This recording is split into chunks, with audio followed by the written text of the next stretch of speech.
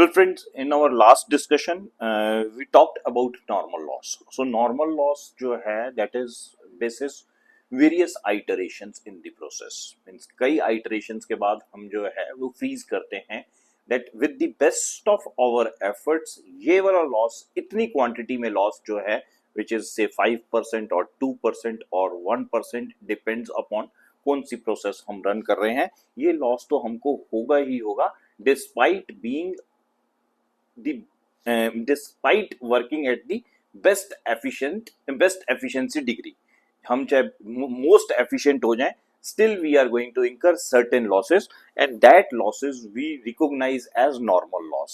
But हर बारी जब हम प्रोसेस को रन करेंगे तो कोई जरूरी नहीं है that loss is going to just be confined to that 2% or 3% or 5% whichever way it has been defined.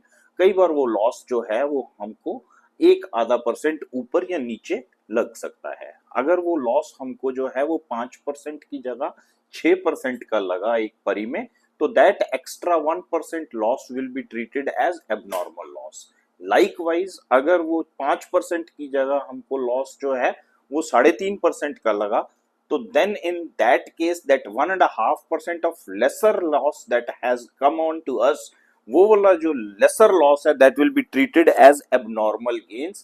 इस abnormal gains को हम abnormal effectives भी कहते हैं. So in the subsequent processes that we are going to discuss now, process B में we will see that we are incurring certain abnormal losses, और process C में there are going to be something that is abnormal effectives. So we move on to process B. Process B में जो है we will transfer the output of process A which is 9,500 units और 10,45,000 रुपए हैं, that we transfer to process A. means ये जो amount है 9,500 units and 10,45,000 rupees, ये जो है ये ट्रांसफर करते हैं हम प्रोसेस बी के अंदर. this will be 9,500 units here and 10,45,000 rupees here. अब इसके बाद जो है sundry material, labour, direct expenses अगर कुछ हमारे को दिए हुए हैं, so we see what it is given to us and accordingly we book that and accumulate that as cost.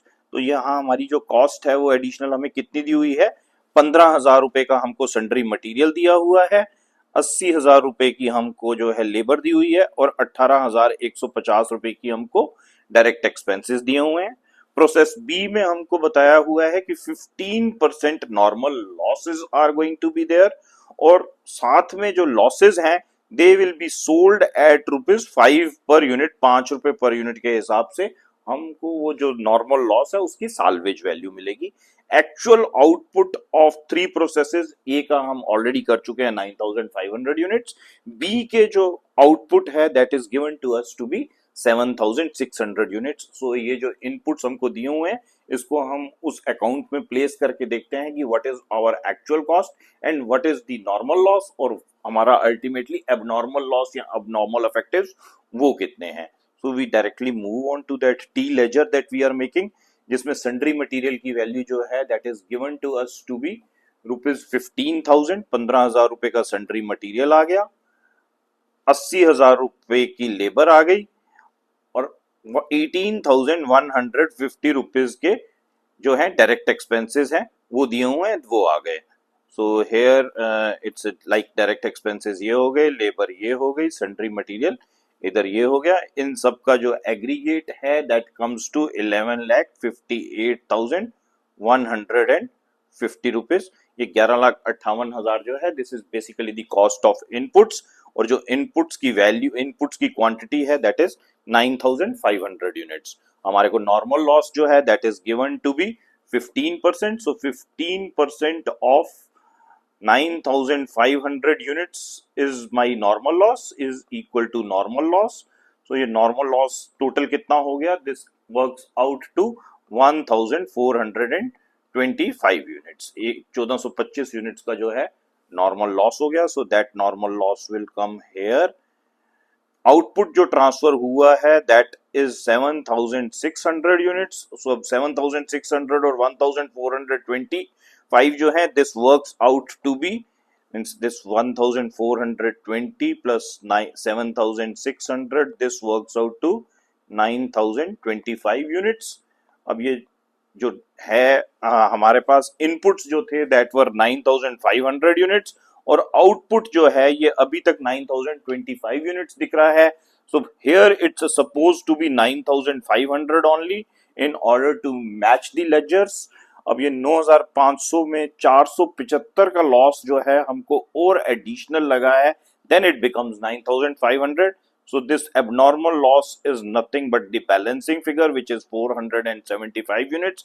Now it becomes 9500 in both left and right column, means debit column as well as the credit column. अब जो normal loss है हमारा, that normal loss scrap value that comes at ₹5 पर unit. So ये जो ये scrap value है, this comes up 1425 into 5 means 1425 into 5, this works out to 7125. तो ये वैल्यू मेरी 7125 की जो है ये अमाउंट वाले कॉलम में आ जाएगी. Now this ultimately has to again be 11,58,150. यही वैल्यू जो है वो इधर होनी चाहिए.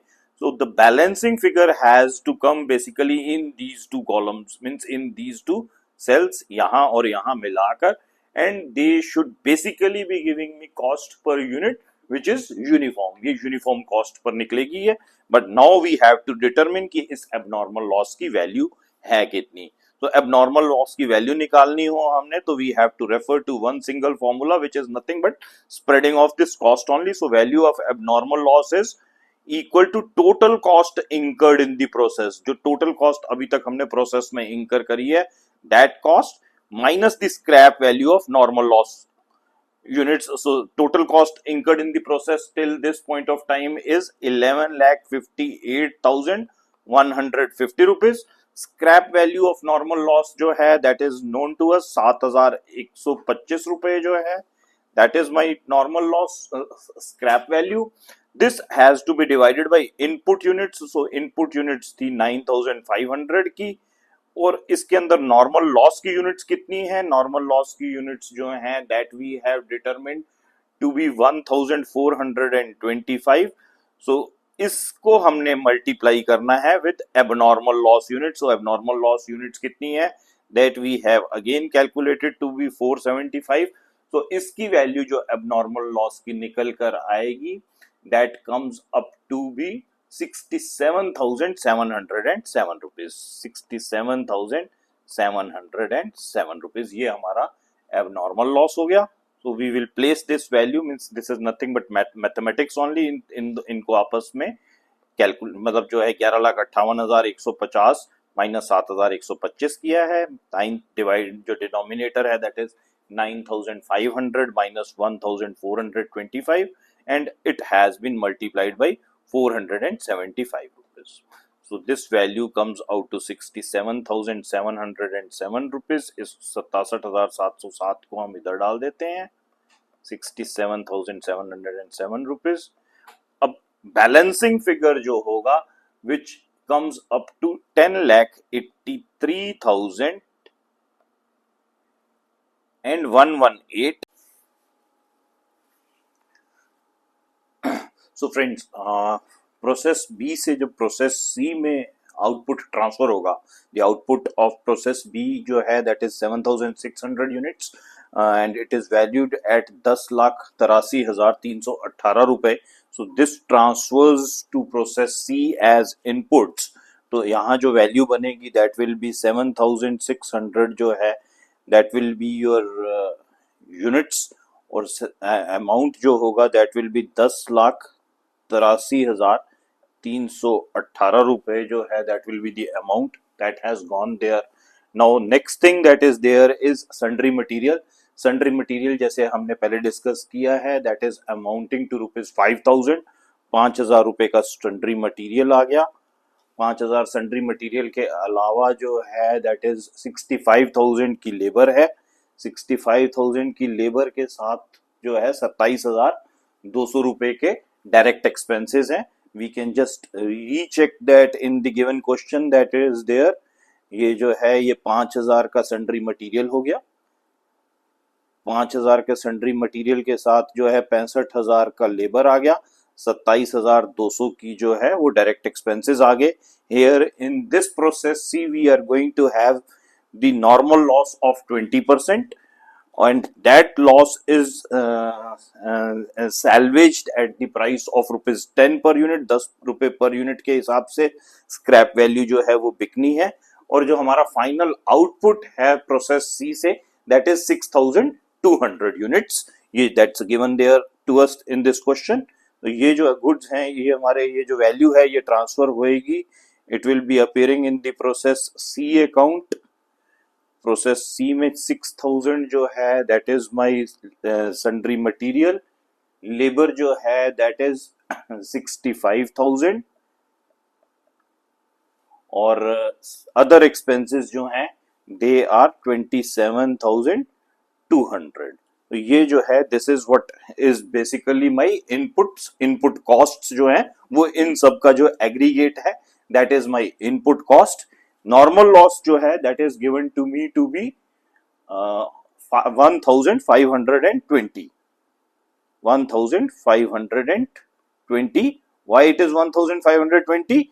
It is given to us that my normal loss is at the rate of 20%। जो मैंने इनपुट्स डाले हैं उसका 20% जो है that is my normal loss, and that is scrapable at the price of ₹10 per unit। So resultantly ये जो 1520 units हैं इसका जो प्राइस मेरे को फेच होगा, इसकी जो अमाउंट मेरे को मिलेगी मार्केट से वो 15,200 रुपए होगी। ये 15,200 इधर आ जाएगा तो इसका मतलब मेरी जो कॉस्ट है वो इस सब का जो एग्रीगेट है 10,83,378 प्लस 5,000 प्लस 65,000 प्लस 27,200, ये मेरी कॉस्ट अभी तक इंकर हुई है। मेरे को जो मेरा स्क्रैप हुआ है उसकी वैल्यू 15,200 रुपए मिली है। सो मेरी जो नेट कॉस्ट इंकर होएगी that will be all that has been there on the debit side minus the amount that I am getting in the credit side. जो 15,200 रुपए मेरे को वहां से मिल रहे हैं वो मेरी कॉस्ट में से रिड्यूस हो जाएंगे। इसका सिंपल सा मतलब हो गया कि जो नॉर्मल लॉस है वो मेरी कॉस्ट निकालने के काम आ रहा है, इसके अलावा और कहीं नहीं आ रहा। जो नॉर्मल लॉस की मेरी यूनिट्स हैं वो मेरे आउटपुट को रिड्यूस कर रही हैं। जो नॉर्मल लॉस की स्क्रैप वैल्यू है वो मेरी टोटल कॉस्ट जो अभी तक इंकर हुई है, जो मेरी ग्रॉस कॉस्ट इंकर हुई है, उसको रिड्यूस कर रही है। So here I can just arrive at this figure. ये जो मेरा फिगर है, जो मेरी टोटल कॉस्ट का जो फिगर बन गया जो है दैट इज 11,80,518। इस सब का जो सम है वो 11,80,518 रुपए बन गया है। इस 11,80,518 में से मैं 15,200 कम कर दूं, 11,80,518 जो है that is my total cost of inputs minus normal loss की वैल्यू जो है वो 15,200 रुपए की कम कर दूं, and I divide this with the total units of inputs जो 7,600 है।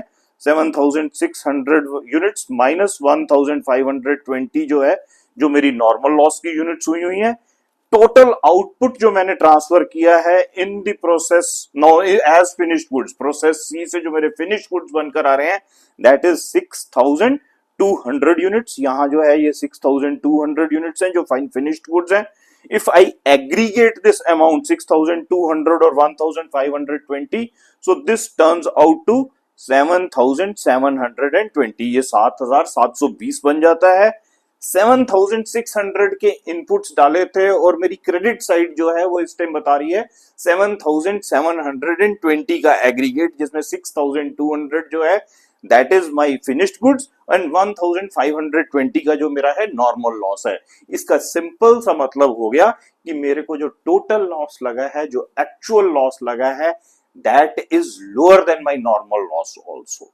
तो वो नॉर्मल लॉस से कितना कम है, that is less bye somewhere around means 120 units. वो 120 यूनिट्स मेरी जो है that is the abnormal gain that I am getting, क्योंकि अब ये 7,600 और 120 जो है ये मिला के 7,720 की वैल्यू बन जाती है। This 120 is the balancing figure. ये जो है ये बैलेंसिंग फिगर है। इसका मतलब ये हो गया कि इस 120 के अगेंस्ट में मेरी अमाउंट में भी कुछ बैलेंसिंग फिगर आएगी, तो ये जो 11,80,518 रुपए का नीचे मैंने एग्रीगेट करा है, this should not be reflected here, क्योंकि यहां जो वैल्यू है ये कुछ बड़ी दिखेगी। वो कितनी बड़ी दिखेगी, that I need to calculate, उसको मेरे को कैलकुलेट करना है। उसको कैलकुलेट करने के लिए मेरे को एबनॉर्मल गेन की वैल्यू निकालने के लिए ये जो ऊपर मैंने फॉर्मूला बनाया है, means this is the total value of inputs, जो टोटल इनपुट्स अभी तक मैंने डाले हैं, माइनस द स्क्रैप वैल्यू।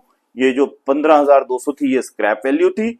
जो मेरे इनपुट्स हैं 7,600 के हैं, और 1520 जो है that is my normal loss. तो ये वाला multiplied by my abnormal gain. Abnormal gain in units कितना है, दैट इज 120। तो इसकी वैल्यू जो मेरी निकल कर आती है, दिस वैल्यू इज 23,000। ये वैल्यू मेरी 23,000 हो जाती है। इसको मैं 23,000 यहां पर डाल दूंगा, and I will have to rework. इसकी एग्रीगेट वैल्यू जो है ये मेरे को यहां पर दोबारा से डालनी पड़ेगी कि ये कितनी बनती है। So I just rub this once again, इसको मैं यहां से रिमूव कर देता हूं, और जो मेरी कैलकुलेशन है इस 1180 और 518 के बाद, उसको मैं दोबारा लिख देता हूं यहां पर कितनी आती है। So here, sorry, it has come again. So here it is this,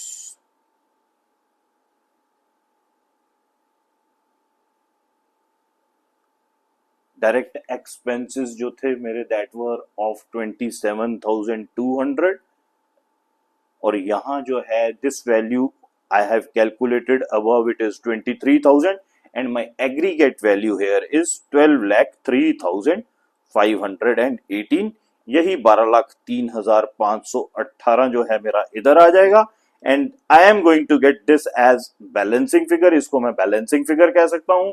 this amount will be 11,88,318, और I can get this figure even as something like, ये जो ऊपर 11,80,518 माइनस 15,200 किया है, divided by 7,600 minus 1,520, this value is nothing but this value works out to be 1,191,664. This multiplied by 6,200 units. So this is going to give me 11,88,318 because of some rounding of differences. ये value मेरी कुछ ऊपर नीचे हो सकती है. So I have not to work out this value exactly. I need to put here the balancing figure ताकि मेरे जो नीचे के लेजर हैं वो बैलेंस आउट होकर दोनों डेबिट और क्रेडिट साइड मैच करती हो.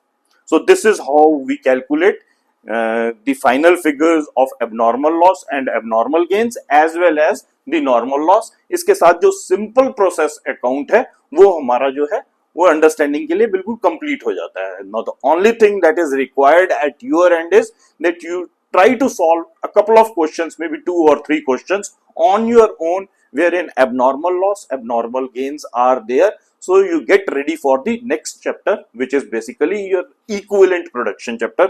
Equivalent production के बारे में we will be talking ahead in our next sessions. Thank you so much. Have a great day.